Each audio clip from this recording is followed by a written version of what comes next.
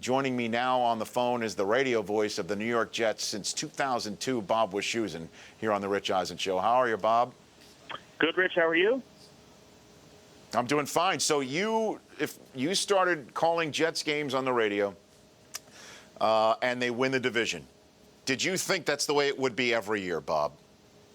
Yeah, it was like, I'm sure Dan Marino, when he played in that first Super Bowl in the second year, figured he'd be back every year. We just happened to be back. You are the Marino of radio sports broadcasters, yes, for the Jets. You are that. Yeah, you're, and you remember there was that fateful day in Foxboro when Mo Lewis basically blew up the chest of Drew Bledsoe, and this guy that nobody had ever heard of named Tom Brady came trotting on the field. And, 14 years later, here we are. So let's talk about the state of the Jets, Bob. At 1-5, fumbling for the light switch, to say the least. This is perhaps the worst scenario for them in which to fumble for the light switch, being in New England on a short week.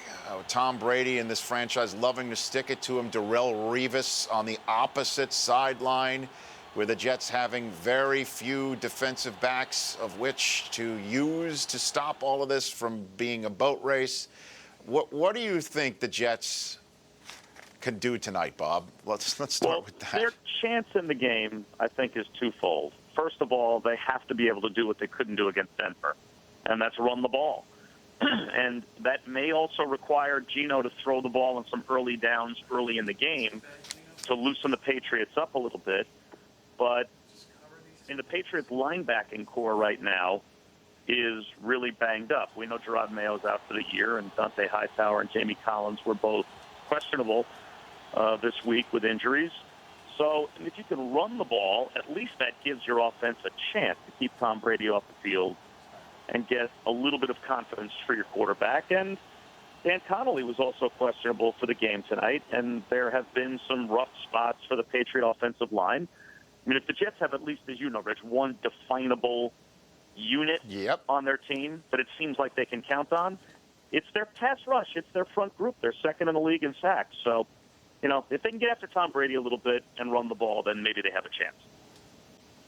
It's remarkable, Bob, because in the years that they were going to the AFC Championship game, it was the scheme and the back end of the defense that was the backbone of the Rex Ryan the coordination, and now they've got that pass rush that they could get from their front four, and it's the other seven that's been somewhat of a question mark. Certainly the back four, with Dimitri Patterson being the best that the general manager gave Rex Ryan, and he didn't even make the season. So my question I have for you is, how is Rex dealing with all of this?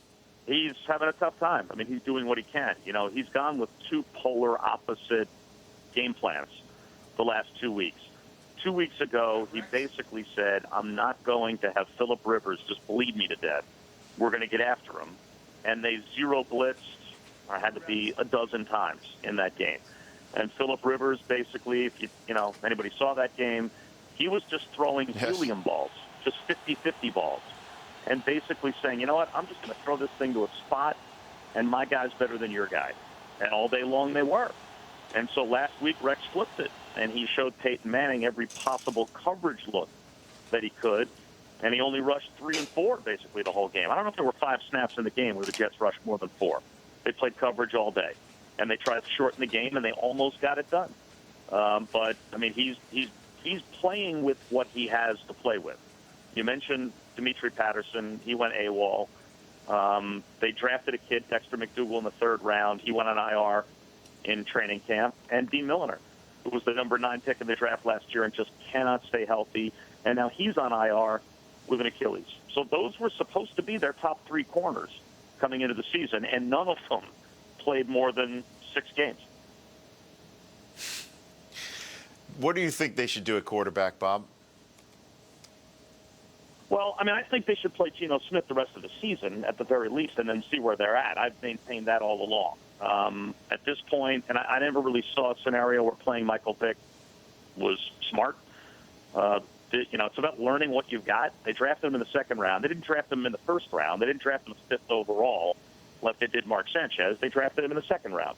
So if it turns out after 2 years that Geno Smith's not the guy, it's not like you've turned your franchise over to him for 5 years the way you would if he was a top 10 pick.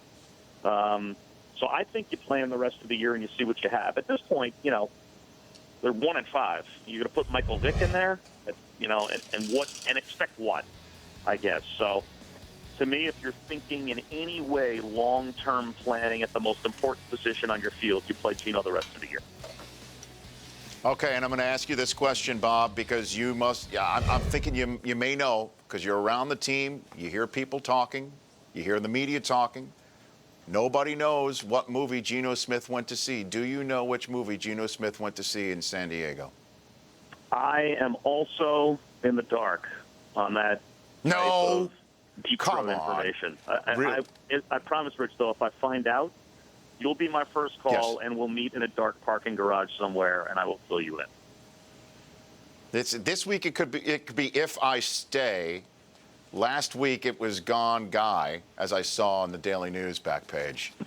But that's information that this show considers gold, Bob.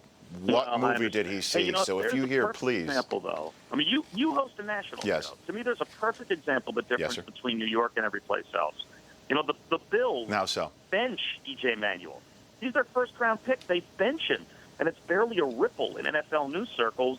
And Geno misses a meeting, and it's the back page of the paper. You know it's the world. It's the city that never sleeps. You know it's New York. You know it's Rex, right? It's the place where Tebow mania reached a fever pitch, and we all saw what he did in Denver.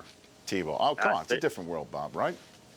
There's nothing like 3 carries for 2 yards into the heart of the line to create Tebow mania. That was the Tebow mania, at least, that I enjoyed. Bob, thanks so much. I appreciate you joining.